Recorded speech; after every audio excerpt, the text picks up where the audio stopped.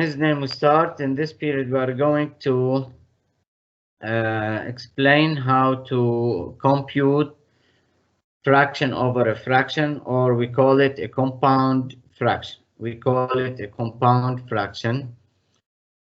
If we have example 28, exercise 28, if we have, read ya Ali Amar. Exercise 28, 3 4 over A equals 3 over 4 over 7 over 2. Okay, we read it like that. A equals 3 over 4 all over 7 over 2. We have a main division process which is here. Okay, so let's take it to the board. On the board we have A equals 3 over 4 over 7 over 2. How can we work this, Ya Ali Amar?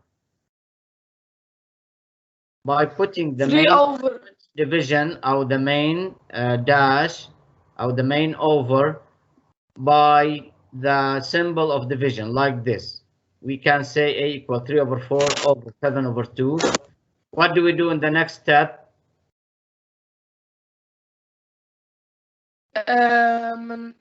We do 3 times 3 over 4 times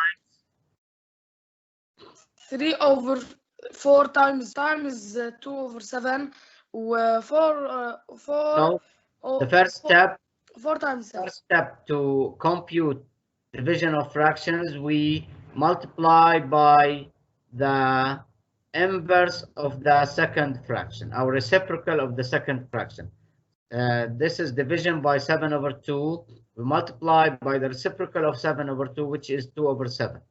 Continue. Then second step, then we multiply 4 by 7. Numerator by the numerator and the denominator by the denominator. Yes. And get the answer. To work it in another method and directly, we can say here A equals 3 over 4 all over 7 over 2.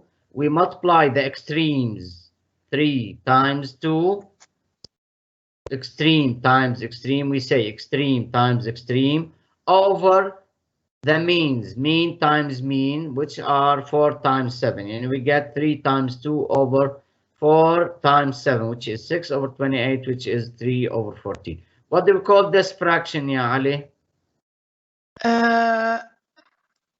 All by all fraction. What do we call this fraction? I named it. What do we call it? Compound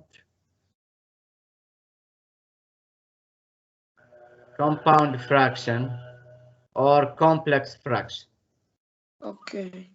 Compound fraction or complex fraction.